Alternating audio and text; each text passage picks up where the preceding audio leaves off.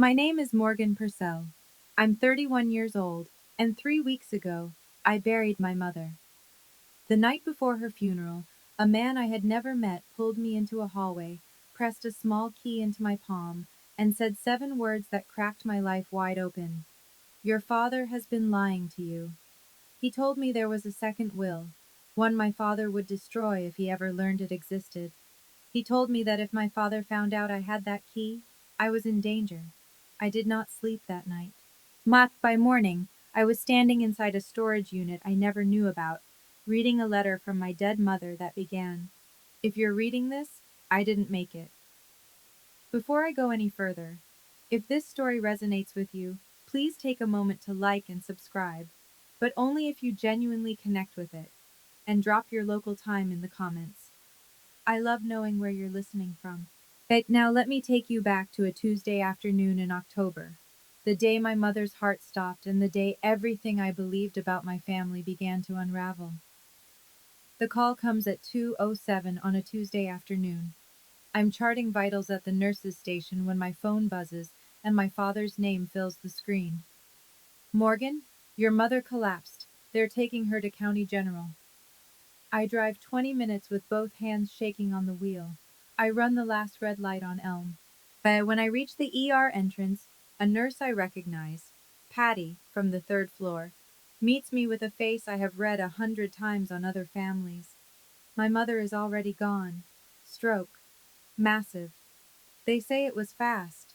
They say she likely didn't feel much. I don't know who those words are supposed to comfort, because they don't comfort me. My father is standing at the admitting desk when I round the corner. He is signing paperwork. His pen moves steady and quick. Like he's closing a checking account. A woman from Morrison and Sons Funeral Home is beside him with a brochure open on the counter. He has already chosen the casket display, already confirmed the visitation window, already selected white lilies. My mother hated white lilies. She loved yellow daisies, but I can't make my mouth say that right now. "Dad, when did you get here?" "About an hour ago." An hour.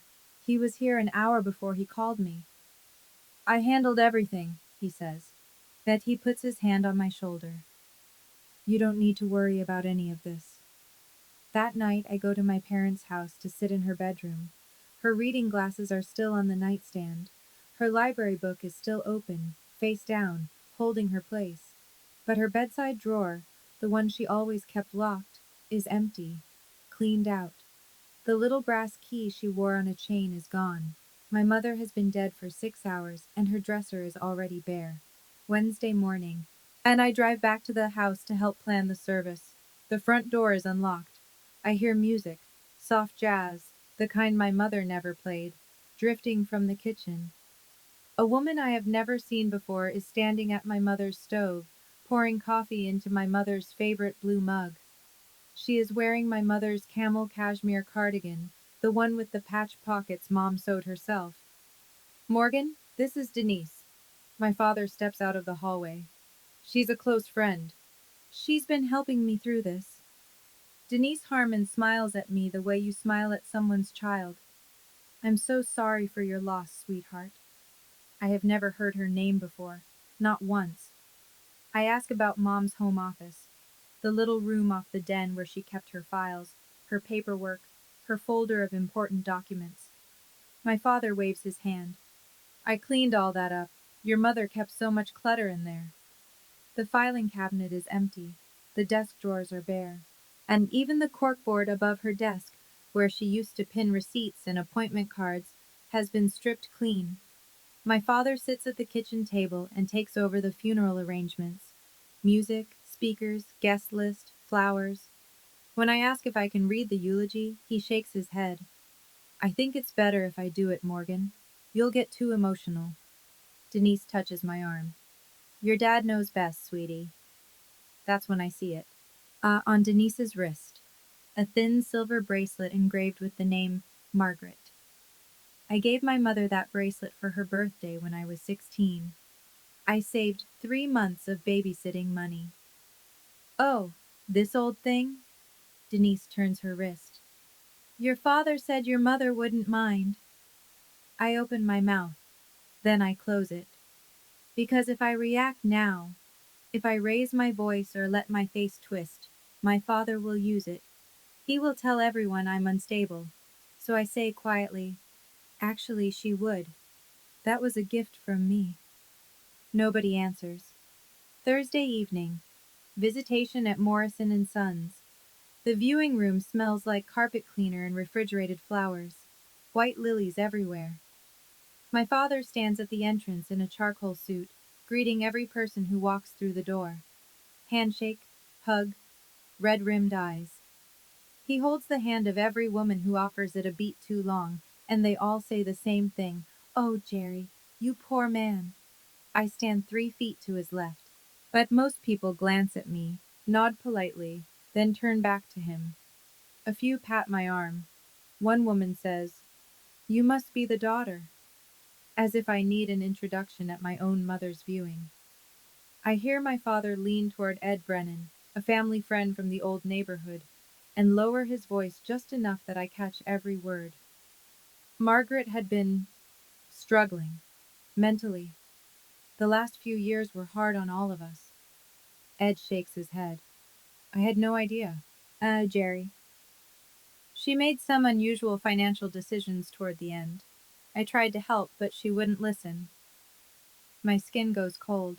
He is standing 10 feet from her open casket, and he is rewriting her story for an audience. Uncle Ray, my father's younger brother, finds me by the guest book. He puts his heavy hand on my shoulder. Your dad's been carrying this family on his back, Morgan. Try to be strong for him. I nod because I don't trust my mouth. Later, alone, I stand in front of my mother's casket. Her hands are folded. Her nails are painted the soft pink she always wore. Her face looks calm, arranged, like someone else's idea of her. I lean close enough that no one behind me can hear. What were you trying to tell me, Mom?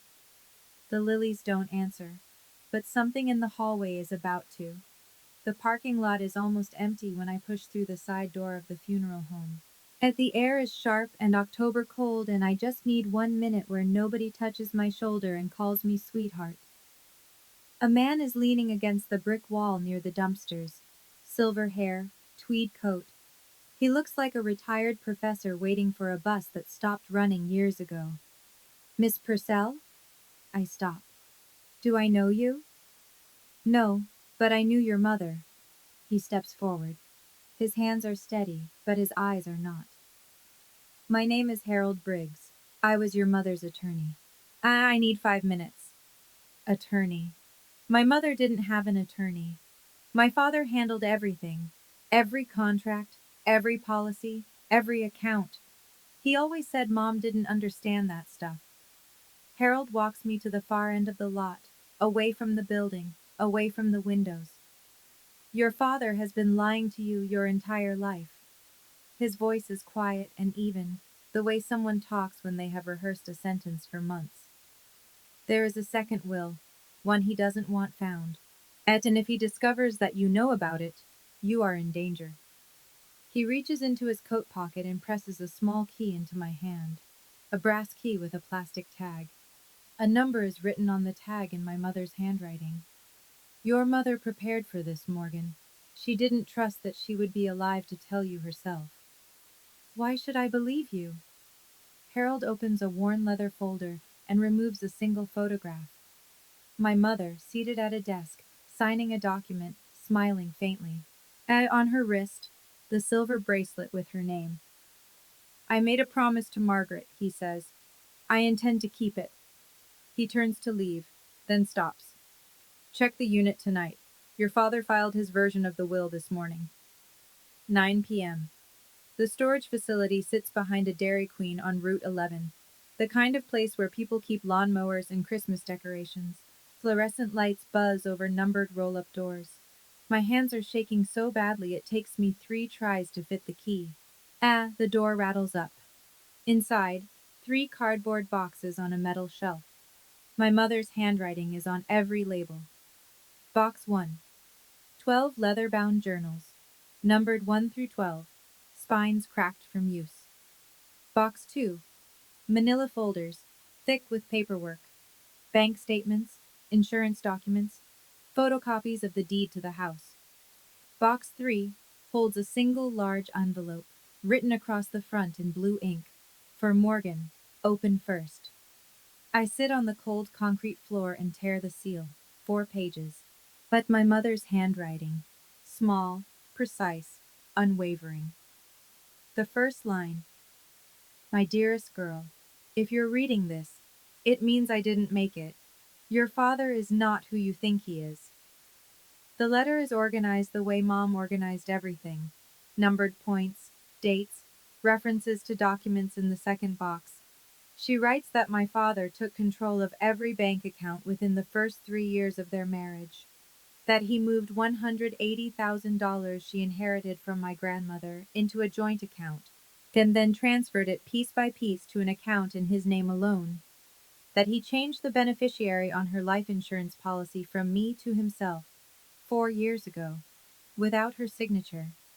And she writes, he told me if I ever said a word, he would make sure you believed I was crazy. I was too afraid to leave, but I was not too afraid to prepare.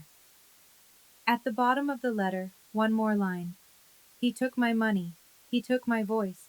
Don't let him take yours. I close the envelope. I open box 2, and I start counting. The documents tell a story my father never wanted told. He filed his version of my mother's will with the county probate court at 9:14 this morning, 12 hours after her viewing, before the flowers on her casket had wilted. In his version, everything goes to him. The house, the joint savings, the life insurance. I receive a trust of $25,000 administered by Gerald Purcell. But in the second box, paper clipped to a sheet of my mother's notes, is another will. And dated 6 months after his, notarized by an independent notary public. 2 witnesses, clear language. The house goes to me. The savings go to me. And a separate life insurance policy I never knew existed. $200,000, with me as sole beneficiary, is referenced by policy number. My mother also left a handwritten note clipped to the will. Under state law, the later dated valid will supersedes all prior versions, Harold will explain. I understand now. If I do nothing, if I stay quiet, stay the good daughter, let my father handle everything. The court will accept his filing. The house, the accounts, everything my mother built, and everything that was stolen from her, lands in his hands legally.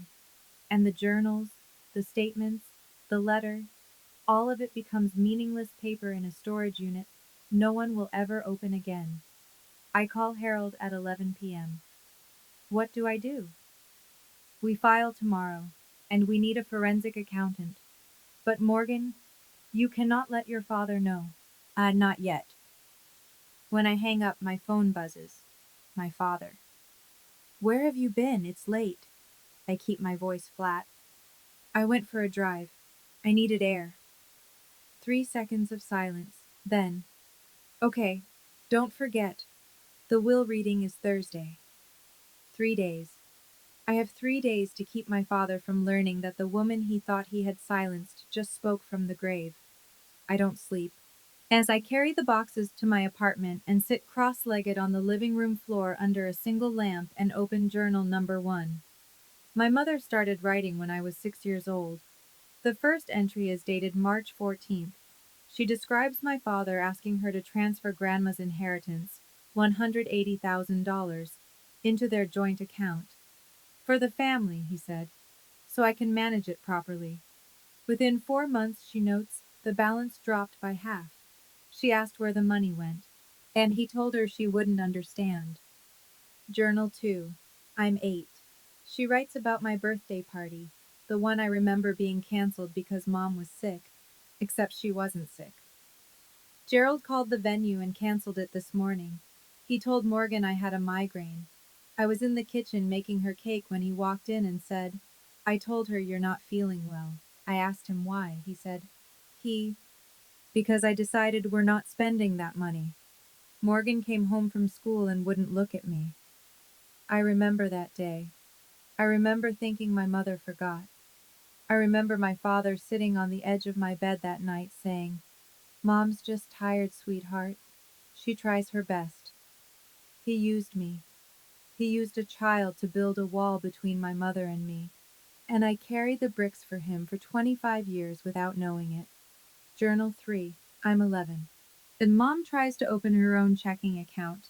Gerald finds the statement in the mail, and that night she writes, "He told the Hendersons at dinner that I've been acting strange. I'm worried about her," he said. "They looked at me like I was broken." She was documenting. Every entry dated, every claim cross-referenced. My mother wasn't fragile. She was building a record. Tuesday night. I spread the financial documents across my kitchen table like autopsy photographs. As my mother highlighted every anomaly in yellow, sticky notes in her handwriting flagged the worst ones. She was methodical. She was patient. She was furious in the quietest possible way. The bank statements span 15 years. The transfers follow a pattern: $3,000 here, $5,000 there, $8,000 in December, always just below the threshold that would trigger a flag. Over 15 years, roughly $340,000 moved from joint accounts into accounts bearing only my father's name. But accounts my mother was never added to. Accounts at a bank 2 towns over. Then there's the life insurance. My mother's policy, $500,000, originally naming me as beneficiary, was changed 4 years ago. The new beneficiary, Gerald Purcell. The signature on the change form is supposed to be my mother's, but she placed the original next to a photocopy and circled the differences. The slant is wrong. The G in Morgan doesn't loop the way hers does. She couldn't prove it alone, but she knew.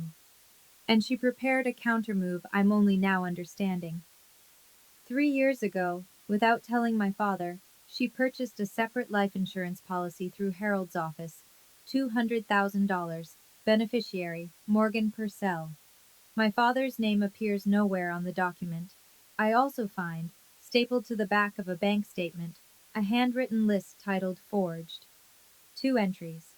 2 documents where someone signed Margaret Purcell's name, and it wasn't Margaret Purcell. And I sit back in the chair and press my palms against my eyes. $340,000. 25 years. That's the price he put on my mother's silence. And the forgery. That isn't just financial abuse anymore. That's a crime with a name. Wednesday morning. One day before the reading. I drive to my parents' house because that is what a good daughter does. And right now I need my father to believe I am exactly the daughter he raised me to be. And he's at the kitchen table reading the newspaper, relaxed, coffee steaming, like a man whose largest concern is the weather. "Morning, sweetheart. Want some eggs?" "Sure, Dad." He cracks 2 eggs into the pan. "I met with the attorney yesterday. Everything is straightforward. Don't worry about the finances. I'll take care of you." "Did Mom ever talk to you about her wishes?" He doesn't turn around. "Your mother didn't have a head for those things." I hear the front door open. That Denise walks in carrying a grocery bag. She is wearing a ring I recognize. My mother's garnet ring, the one Mom wore on her right hand every Sunday for as long as I can remember. "Jerry said I should hold on to some of Margaret's things." Denise sets the bag on the counter. "For safekeeping." I smile. I nod. I eat the eggs. In the car, I call Harold. "We file the second will tomorrow morning, first thing." "Already in motion. I've contacted Vivian Cole, forensic accountant, and the report will be ready by Thursday." "Good." I hang up and sit in the driveway for a moment. Through the kitchen window, I can see my father laughing at something Denise said. He looks comfortable. He looks certain. When I pull out, he is standing at the window watching my car. His face is not grieving. It is calculating. That was the last lie I ever told him. "Sure, Dad," spoken over a plate of eggs in my dead mother's kitchen, while her ring sat on another woman's finger. As sitting in that car outside my mother's house, I genuinely asked myself, am I overreacting? Is this just a clumsy, grief-stricken man who doesn't know how to handle a funeral? Or is this really the person who stole my mother's entire life while she was still living it? If you found that letter, those journals, those bank statements, Would you trust them immediately? Or would you doubt yourself the way I did sitting in that driveway watching him laugh through the window? Tell me in the comments. I really want to know. Wednesday morning, 8:45. Harold Briggs meets me at the county courthouse before the clerk's window is even open. He's carrying a leather briefcase older than I am and wearing the same tweed coat. He looks like he hasn't slept much either, but his hands are steady and his voice is clear. We file now, he says, before your father's attorney can push the first will through processing. I watch the clerk stamp the document. As I watch her log the case number, the second will, my mother's real will, dated 6 months after the one my father filed, is now part of the official record. Harold explains in the hallway, keeping his voice low. Under state probate law, when two valid wills exist, the later dated instrument controls. Your father's will was drafted 5 years ago. Your mother's was executed 2.5 years ago, notarized by an independent notary public, and witnessed by two individuals who are alive and willing to testify. What if he says she was mentally unfit? Harold pauses. He expected this question. That's exactly what he'll try. It's why he's been telling everyone she was struggling and confused. He's been building that narrative for years, Morgan. But your mother anticipated it. He taps the briefcase. 12 journals, detailed, dated, cross-referenced to financial records. A forensic accountant's report confirming the transactions. Two witnesses who sat in the room when she signed, who will testify she was lucid, determined, and fully aware of what she was doing. He looks at me over his glasses. Your mother didn't just make a will, she built a fortress around it. I nod. My throat is tight, but my voice is not. What about tomorrow? The reading? Tomorrow, we let your father go first. We let him finish. Then I walk in. Wednesday afternoon. As I sit in Harold's small office above the hardware store on Main Street, the kind of office with a window air conditioner and a framed law degree from 1983, and listen to Vivian Cole's voice through the speakerphone. Vivian is a forensic accountant Harold has worked with before. She's been reviewing the documents since yesterday morning, and she sounds like a woman who has seen this pattern 100 times and is still angry about it. Approximately $340,000 transferred from joint accounts to accounts solely in Gerald Purcell's name over a 15-year period. Multiple transfers structured below reporting thresholds. Beneficiary changes on the primary life insurance policy executed without verified cosigner consent. Two signatures on banking documents that do not match Margaret Purcell's authenticated samples. She pauses. This is textbook elder financial abuse. If the district attorney's office wants to examine this, there is more than sufficient documentation. Harold mutes the phone and looks at me. We'll have the written summary printed and ready for tomorrow. I'm making 3 copies. One for you, one for me, one for Vivian's records. What happens at the reading? Your father's attorney will present his will. He'll read it aloud. People will nod. Then I'll enter the room and present ours. And the forensic report?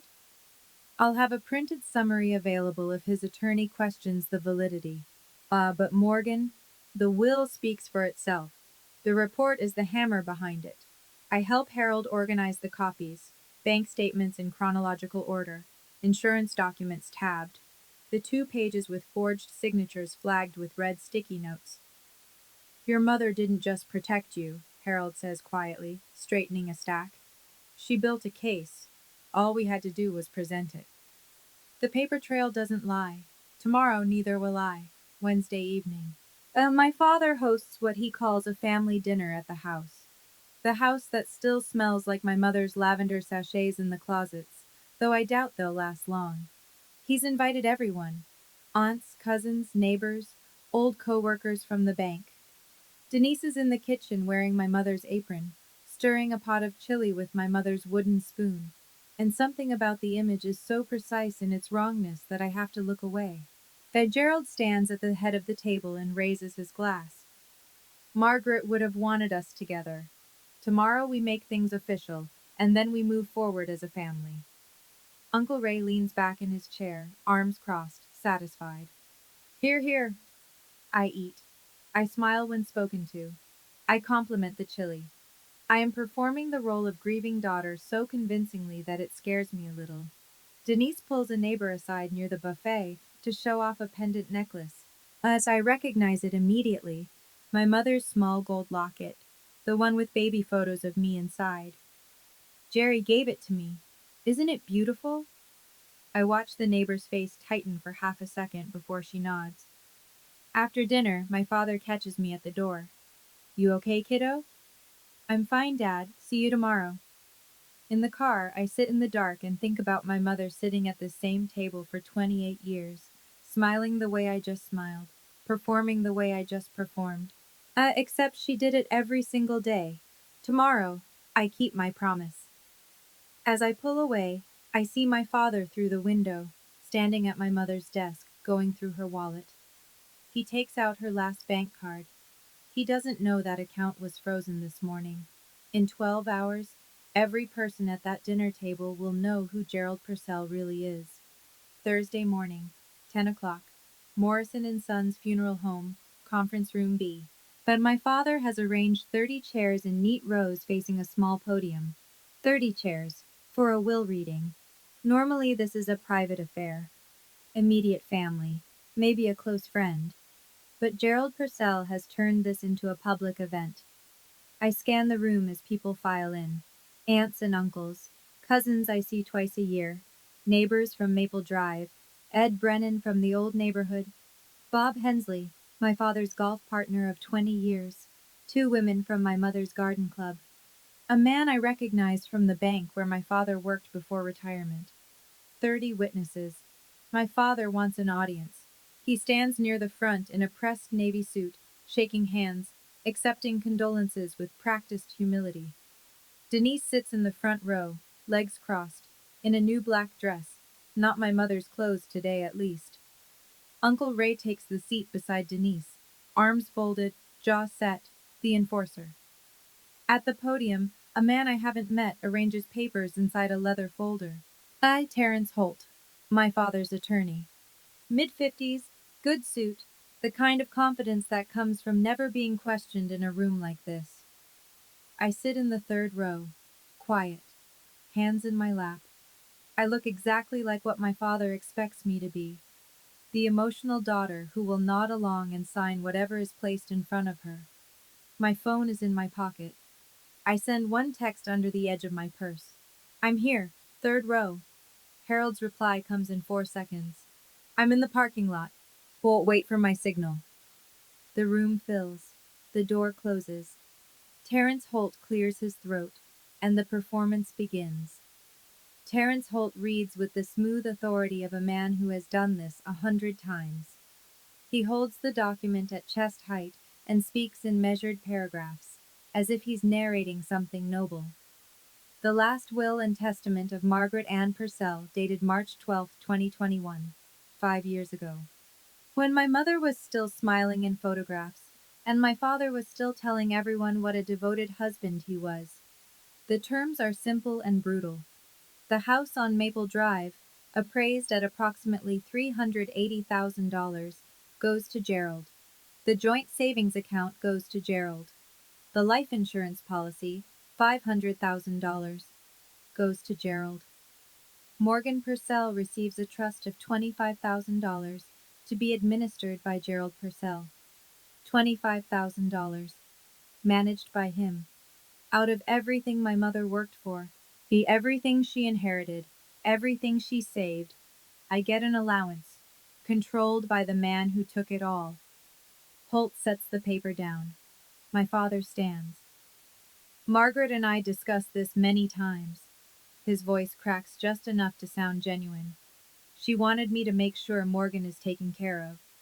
I'll manage things responsibly, as I always have. Heads nod. Ray says loud enough for the back row. That sounds fair. Jerry's always been the responsible one. A woman behind me whispers to her husband. Poor Jerry. My father turns to me. 30 people watching. He puts his hand on my shoulder and squeezes. I know this is a lot, sweetheart, but I'll take care of everything. You don't need to think about money. Then, quieter, but not quiet enough. Morgan's like her mother. Wonderful heart, but not great with numbers. A few people chuckle softly. Hey, Linda Marsh, my mother's oldest friend, does not chuckle. She is watching me with steady, unblinking eyes. I let the silence sit for 3 beats. Then I say calmly, "Can I say something?" My father smiles. He thinks I'm going to thank him. He steps aside and gestures toward the room like a host offering a microphone. "Of course, sweetheart." I stand. My voice is level. "I just want to understand. Mom worked for 28 years. She inherited money from Grandma. She paid into her life insurance for over 2 decades. And everything goes to you?" The room shifts. Not dramatically, just a slight tightening. A few people glance at each other. My father's smile fades by a degree. "Morgan, this isn't the time. We talked about this." "We never talked about this. Not once." Uncle Ray leans forward. "Come on, Morgan. Your dad's been the one paying the bills for 30 years. Don't make this about money." Denise shifts in her chair and says, just loud enough. "Poor thing. She's been so emotional since Margaret passed. Maybe she needs some time." My father lowers his voice into the register he uses when he wants a room to believe he is concerned rather than angry. "See, this is what I was worried about. She's not in the right headspace to deal with these things." And there it is, the playbook. Exactly what my mother described in her letter. Step 1, dismiss. Step 2, diagnose. Step 3, control. If 30 people are looking at me now, some with sympathy, some with discomfort, a few with the expression people wear when they think they're watching a fragile woman unravel, Uncle Ray mutters, "Girls and money don't mix. Your daddy knows what's best." I look down at my phone. One new message from Harold. "I'm at the door." My father turns to Terrence Holt. "I think we're done here." Holt nods and begins gathering the papers. The room exhales. People start reaching for their coats, now their purses. It's over. Gerald Purcell has staged his performance, and the audience is ready to go home believing exactly what he wanted them to believe. Gerald takes Denise's hand and faces the room. "I appreciate everyone coming. Margaret would be touched." Ray stands and claps once. "Let's give Jerry some peace. The man just lost his wife." This is the moment. I rise from the third row. My hands are trembling slightly, but my voice is not. "Actually, we're not done." Every head turns. Gerald's jaw tightens. "Morgan, sit down. I'd like to introduce someone." The door to conference room B opens. Harold Briggs steps through with his worn leather briefcase in one hand. He is wearing the same tweed coat. He looks like a man who has been waiting 3 years to walk through this exact door. My father sees him, and I watch something I have never seen before on Gerald Purcell's face. Fear. Not surprise, not confusion. Fear. The specific, electric fear of a man who recognizes the one loose end he failed to tie. Because he knows Harold. Not well, but he knows the name. My mother mentioned him once during an argument 2 years ago, and my father dismissed it, told her she was making things up. He thought she was bluffing. She wasn't. Harold sets his briefcase on the podium and addresses the room. "Good morning, everyone.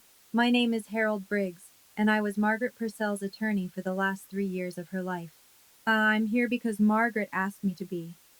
I look at my father. "Sit down, Dad. It's your turn to listen." Harold opens the briefcase with the care of a man handling evidence, which is exactly what this is. "Margaret Purcell retained me in September 3 years ago. She came to my office alone. She was not confused. She was not impaired. She was afraid, not for herself, but for her daughter." He removes a document and holds it so the front row can see the notary seal. This is the last will and testament of Margaret Ann Purcell, executed 2.5 years ago. It was notarized by an independent notary public and witnessed by 2 individuals who are present in this room today." I hear Denise inhale sharply. Uncle Ray's arms uncross for the first time all morning. Harold reads the terms. The house on Maple Drive. To Morgan Purcell. The savings accounts. To Morgan Purcell. A separate life insurance policy. $200,000. To Morgan Purcell. Gerald Purcell receives nothing. My father is on his feet before Harold finishes. That's a forgery. My wife would never. The notary is on record, Mr. Purcell. Would you like me to call her? Terence Holt, Gerald's own attorney, reaches for the document. Harold hands him a copy. Holt reads it once, reads it again, and then leans toward my father. Jerry, sit down. Gerald doesn't sit. From the second row, Linda Marsh, my mother's best friend, 61 years old, silver-haired, kept quiet until now, stands. I was a witness, she says. Her voice doesn't waver. I watched Margaret sign that will. She was clear-headed and she was determined, and she told me, if anything happens to me, make sure Morgan knows. Harold addresses the room one more time. Under state probate law, the later dated valid will supersedes all prior versions. This will was filed with the county courthouse yesterday morning. The room is silent. 30 people. Not one sound. The silence fractures when my father slams his palm on the arm of his chair. This is ridiculous. Margaret was confused. She didn't know what she was. I'd like to read something. I stand. I am holding my mother's letter. The paper is slightly creased from where I pressed it to my chest 2 nights ago on the floor of a storage unit. Not all of it, just enough. I read 3 sentences, my mother's words, in my voice, in a room full of people who thought they knew our family. He took control of every dollar I earned. He made me ask permission to buy groceries, and when I tried to tell someone, he told them I was losing my mind. Doris Reed, the woman who has lived next door to my parents for 40 years, who brought casseroles every Christmas, who waved to my mother across the fence every morning, puts her hand over her mouth. Ed Brennan stares at the floor. 2 women from the garden club turn to each other with wide eyes. She was sick, my father says. Bet his voice has climbed half an octave. She didn't know what she was writing. I do not raise my voice. She dated every entry. She cross-referenced bank statements. She kept receipts for 12 years, Dad. Uncle Ray pushes up from his chair. This is a setup. You're trying to steal from your own father. Sit down, Ray. Linda Marsh, voice like a door closing. For once in your life, sit down and listen. Ray sits. The room is rearranging itself. Yet I can feel it. The way 30 people quietly revise a story they believed for decades. The concerned husband, the unstable wife, the emotional daughter. My mother spent 25 years being told she was crazy. My voice is steady. She wasn't crazy. She was documenting. Harold places his phone on the podium and presses the speaker button. This is Vivian Cole, certified forensic accountant. Well, I was retained to examine the financial records of Margaret and Gerald Purcell. Vivian's voice fills the room. Professional, precise, unhurried. The voice of someone who testifies in courtrooms and doesn't flinch. My analysis covers a 15-year period. Approximately $340,000 was transferred from joint accounts into accounts held solely by Gerald Purcell. The transfers were structured in amounts designed to avoid automated detection. Full beneficiary changes on the primary life insurance policy were executed without verified cosigner consent. Additionally, 2 signatures on banking documents do not match Margaret Purcell's authenticated handwriting samples. She pauses. The pattern is consistent with elder financial abuse as defined under state statute. Harold lifts a printed summary from his briefcase and walks it directly to Terence Holt. Holt takes the pages. He reads the first paragraph, turns to the second, and then sets the document face down on his lap. He leans toward Gerald. I cannot hear what he says, but I see my father's face drain of color. Gerald turns to the room. This is lies. All of it. Every word. Nobody responds. Bob Hensley, My father's golf partner of 20 years stands up slowly, picks up his jacket from the back of his chair, and walks out of the room without a word. Denise, who has been sitting rigid in the front row, pulls her hand away from my father's arm. She moves it to her own lap. It's a small gesture, but everyone in the front 2 rows sees it. My father is standing in the center of a room full of people he has known for decades, and for the first time, not a single one of them is looking at him with sympathy. You're all being manipulated, he says, by a dead woman. No one moves. My father turns to me. His eyes are wet and his voice is shaking, but it's not grief. It's the sound of a man watching the walls come down. After everything I've done for you, I raised you, I fed you, I gave you a home. You can speak to my attorney, Dad. You're making a mistake, Morgan. You'll regret this. Mom made a decision. I'm honoring it. Harold steps forward and addresses the room one final time.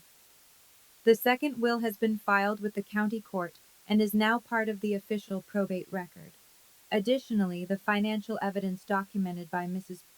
Purcell and confirmed by forensic analysis will be forwarded to the County District Attorney's Office for review. District Attorney. The 2 words land in the room like a dropped glass. Doris Reed turns to her husband. 2 cousins in the back row stand and move toward the door. Uncle Ray hasn't said a word in 5 minutes. Gerald looks around the room. He turns a full circle, searching for an ally. Someone who will tell him this is wrong, someone who will take his side. His eyes pass over Ed Brennan, who looks away. Over the women from the garden club, who stare at their laps. Over Denise, who is now standing in the far corner of the room, arms wrapped around herself. Over Ray, who sits with his jaw clenched and his eyes on the carpet. Nobody meets his gaze. I collect my purse from the 3rd row. I'm not doing this to hurt anyone. My mother asked me to protect what she built. That's what I'm doing. I walk toward the door. As I pass my father, yet he grabs my arm. His grip is tight. I look him directly in the eyes and pull my arm free. Don't touch me. I say it clearly. I say it once. I walk out into the October sunlight. Behind me, I hear his voice, high, cracking, desperate. She's lying. She's lying. But no one follows him out. 24 hours later, the calls begin. Terrence Holt phones Harold's office at 9 a.m. Friday morning. I sit across from Harold and listen on speaker. I've reviewed the documentation you provided. Holt's voice is different today, stripped of the authority he wore at the reading. I've advised my client not to contest the second will. The evidentiary record is substantial. Harold nods at me. We appreciate the call, Terrence. There's one more thing. I'll be withdrawing as Gerald's counsel effective today. Given the nature of the allegations, I'm unable to continue representation while maintaining my obligations to the bar. Gerald's own attorney has fired him. Harold hangs up and opens a folder. I've sent a formal letter to your father. You're requesting that he and any non-family occupants vacate the property within 30 days, per the probate agreement. And the DA?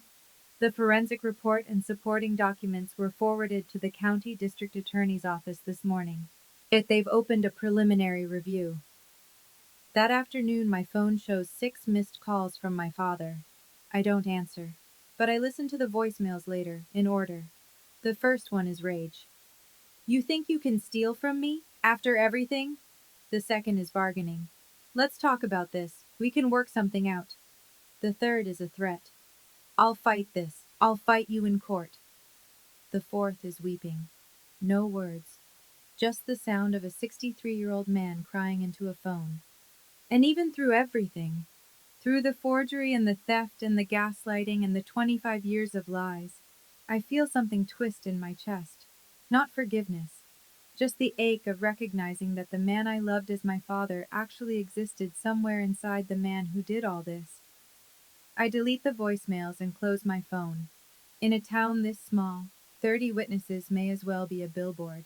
By Monday, the story has made its rounds. Not the tabloid version, the quiet kind. Whispered over coffee at Barton's Diner, mentioned between sets at the Rotary Luncheon, discussed in lowered voices at the post office. Linda Marsh calls me on Tuesday. Honey, I knew your mama was hurting, but I didn't know how bad. I should have pushed harder. You were there when it mattered, Linda. You signed that will. She's quiet for a moment. She was so calm that day. Sat in Harold's office and signed like she was paying a water bill. But her hands were shaking under the table. Bob Hensley calls Gerald to cancel their standing Wednesday golf game.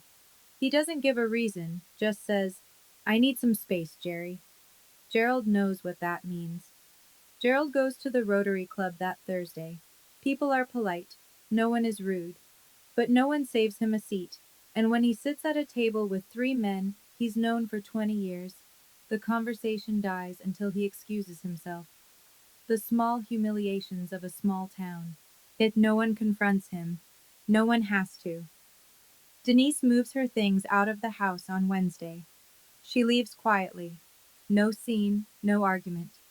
On the kitchen table, she places every piece of my mother's jewelry she had taken. The locket, the garnet ring, the silver bracelet engraved with Margaret. She doesn't leave a note. I don't think Denise left because she realized my father was wrong. I think she left because the money was gone. That's an uglier truth, but it's the real one. Uncle Ray calls me Saturday morning. His voice is thick. Morgan, I didn't know. I know Uncle Ray, but I don't invite him to the house. 3 weeks after the funeral, the probate court accepts the second will. The house on Maple Drive officially transfers to my name. The separate life insurance policy, $200,000, clears into my account. The joint savings, approximately $85,000, remains frozen pending the DA's review, but Harold tells me it's only a matter of time. Gerald does not challenge the will. Terrence Holt, in his final communication, confirms. My former client has elected not to contest. He doesn't explain why, but I know. Challenging the will would make the forensic report a public court record. Every highlighted bank statement, every forged signature, every journal entry, entered into evidence for anyone to read. Gerald may be many things, but he's not stupid. He leaves town on a Tuesday, but moves in with an old college roommate 2 states away. No forwarding address, no goodbye. The DA's office continues its review.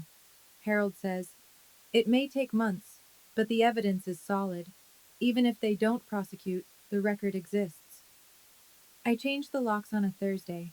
A locksmith named Jerry does the work in 40 minutes and says, nice house, moving in?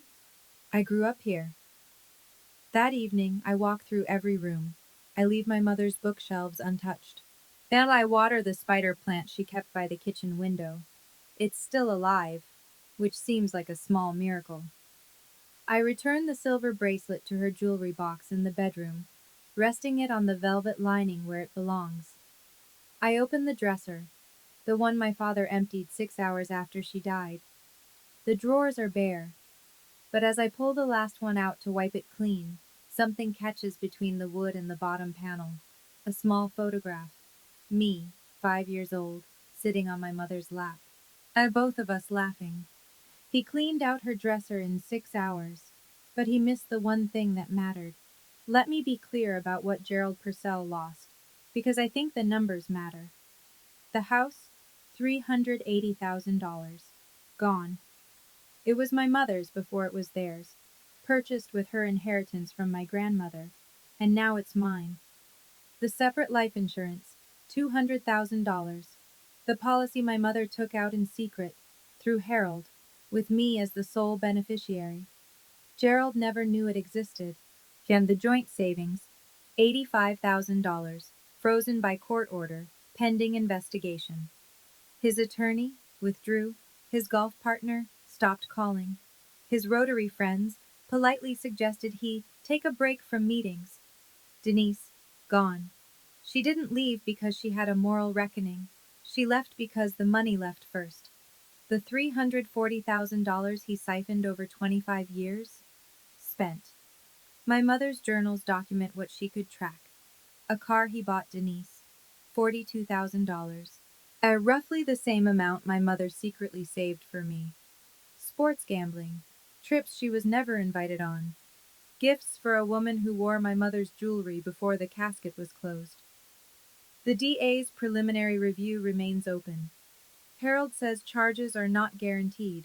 Many elder financial abuse cases don't result in prosecution. But the file exists. The evidence exists. And if Gerald Purcell ever tries to rewrite this story, there are 12 handwritten journals and a forensic report that say otherwise. He sent me a letter last week, 4 pages, handwritten, which tells me he's been sitting somewhere with nothing but time. He doesn't apologize. He writes that he was misunderstood, and that your mother always exaggerated things. I read it once. I fold it carefully. I place it in the box with the rest of the evidence.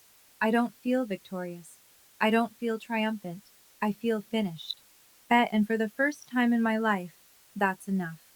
It takes me 2 weeks to finish the journals. The first 9 are painful. A catalog of small thefts and large silences. A woman watching her life be dismantled one forged signature at a time. But the last 3 journals are different. In the final years, my mother stops writing about Gerald. She writes about me. About the afternoons I come home to visit and we sit on the porch and drink iced tea. And about the tomatoes she grows in the backyard and saves for me because she knows I love them on sandwiches. About a book she read that made her think of me. She transcribes a passage and writes beside it. Morgan would like this. Between journal entries, I find letters she wrote but never sent. I'm sorry I didn't leave sooner. I was afraid he'd take you from me. By the time you were old enough to understand, I was too deep. Forgive me for that, if you can. And this. In an entry from 18 months before she died. I opened a 529 education fund in Morgan's name 10 years ago. It's in the storage unit. Use it if you ever want to go back to school, baby. I checked the documents. She was right. A 529 account, funded in quiet increments. $50 here, $100 there, skimmed from the grocery budget my father gave her every month. Balance. Approximately $18,000. Gerald never noticed because he never looked at what she spent. He only looked at what she earned. $18,000. Built $50 at a time over a decade, from a woman who had to ask permission to buy groceries. I sit on her bed holding the last journal and I cry for the first time since she died. Not because I'm sad, because I finally understand the size of her love, measured not in what she said, but in what she hid for me. I can't give her the world, she wrote, but I can make sure he doesn't take it from her. I send my father one email. It is 6 sentences long. I won't be in contact for the foreseeable future. If you need to communicate regarding legal or financial matters, please direct all correspondence through Harold Briggs. I wish you no harm, but I will not pretend. You may reach Harold at the number below. He replies the same day. His email is long, 9 paragraphs of justification, minimization, and revision. But he writes that my mother always had a flair for drama. He writes that any financial decisions were made for the good of the family. He does not use the word sorry. I read it once. I do not reply. I meet Uncle Ray at the coffee shop on Main Street the following Saturday. He looks smaller than I remember. He orders black coffee and stares at it. Uncle Ray, I don't hate you, but you stood in that room and backed the man who robbed my mother. I need time. He nods. Well, I understand. It's the first time in my life he hasn't argued. I keep Linda Marsh close. She comes by the house every Thursday with banana bread and stories. How she and my mother met at a PTA meeting in 1998. How Mom once drove 40 minutes in a snowstorm to bring Linda soup when she had the flu. How Mom laughed with her whole body when no one was watching. I send handwritten thank you notes to Harold and Vivian. Harold is retiring now, fully, officially. And he tells me on the phone, this was the last case Margaret would have wanted me to close. The week after, Linda mentions something she's been holding back. Your mama gave me a USB drive 2 years ago, said it was a backup of everything, in case the storage unit was ever found and emptied. My mother thought of everything, even the scenario where she lost. I wish you had been the father you pretended to be, I wrote in that email. But wishing doesn't change the records. There was a moment, reading those last journals, where I found myself wondering something I may never have the answer to. Did my mother ever forgive him? Not publicly, not legally, but in her heart, in the quiet of those journal pages. Did she let go of it? Or did she carry that weight until the very end? I'll never know. But I want to ask you, if you discovered that the person you trusted most in this world had been lying to you your entire life, could you forgive them? Not should you. Could you? Tell me in the comments. I've been thinking about this for weeks. 2 months after the funeral, I move into the house on Maple Drive. The first thing I do is paint the living room. My mother always wanted it a pale blue, the color of a winter sky just before it clears.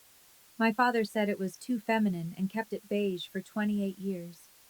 It takes me a Saturday afternoon and 2 coats. And when the light comes through the front windows the next morning, the room looks like a place my mother would have loved. I plant the garden, lavender along the fence, because she talked about it every spring and never did it. Tomatoes in the raised bed she built herself. Daisies, yellow, not white, beside the mailbox.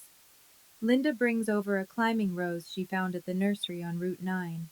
Your mama wanted one of these for years. We plant it together, kneeling in the dirt.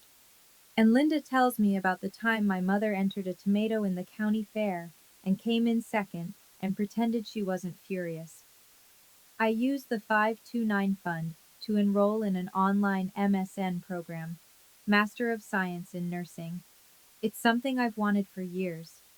When I mentioned it once at a family dinner, my father said, "You don't need more school, Morgan. You already have a job." Mom thought otherwise. She saved $18,000 for this, $50 at a time.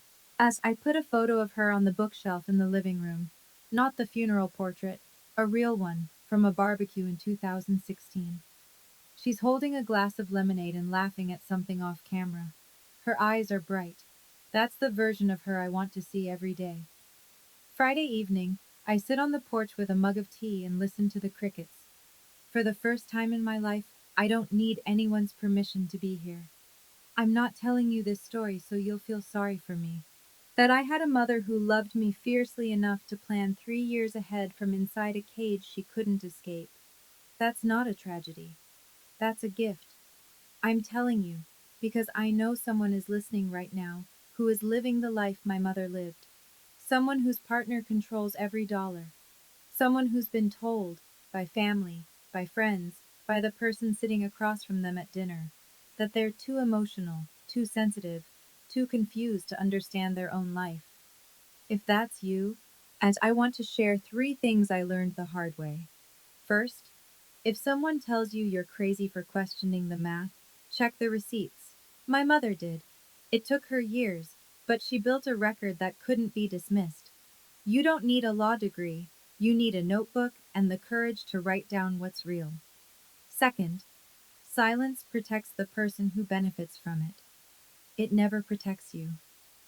My mother was silent for 25 years because she was told that silence was loyalty. And it wasn't loyalty, it was a leash. Third, you don't have to scream to be heard. You just have to show up with the truth. I didn't raise my voice in that room. I didn't need to. The documents spoke, the witnesses spoke, the numbers spoke. Truth is quiet, and it is patient, and it outlasts every lie ever told about you. I don't hate my father. I am disappointed in him in a way that I think will last the rest of my life. But I chose not to carry that with me. It's too heavy. And my mother already carried it long enough for both of us. She couldn't leave. But she made sure I could walk out standing up. I used to think being a good daughter meant being quiet. Now I know being a good daughter means finishing what my mother started. Here's where things stand today. Gerald Purcell is living in another state with a college friend. The district attorney's office has not closed its review. I don't check for updates. Harold will call me when there's something to know. 3 weeks ago, my father sent me a text message, the last one I'll mention. You destroyed this family. I typed back 5 words. No, Dad. You did. 25 years ago. I haven't blocked his number. I don't need to. A boundary isn't a wall. It's just a decision you make once and keep making every day. I don't respond. I don't engage. I don't explain.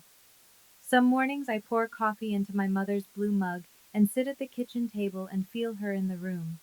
Not in a mystical way, just in the way the light hits the counter the same way it always did, and the spider plant is still growing, and the house smells like lavender because I planted it where she always wanted it. I keep her last journal on my nightstand, not to remind myself of what happened, but to remind myself that a woman with no power, no allies, no voice, found a way to protect her daughter from beyond the grave. She couldn't fight him while she was alive, so she armed me to fight him after she was gone. Ed, if you're listening to this and something feels wrong in your family, a number that doesn't add up, a signature you didn't authorize, a question you're told not to ask, trust that feeling. Document it. Tell someone. Because the truth doesn't expire, it just waits. Thank you for staying until the end. If you know someone who might be experiencing financial control in their family, a partner, a parent, a friend who keeps saying it's fine when it clearly isn't, send them this story. Then sometimes knowing that someone else walked through it and came out the other side is enough to make them start. If this story mattered to you, hit like and subscribe. I have more stories like this one, and they're all true in the ways that count. In the description below, I've linked another story I think you'll want to hear, about a woman who uncovered a family secret at the Thanksgiving dinner table that no one saw coming. I'll see you in the next one.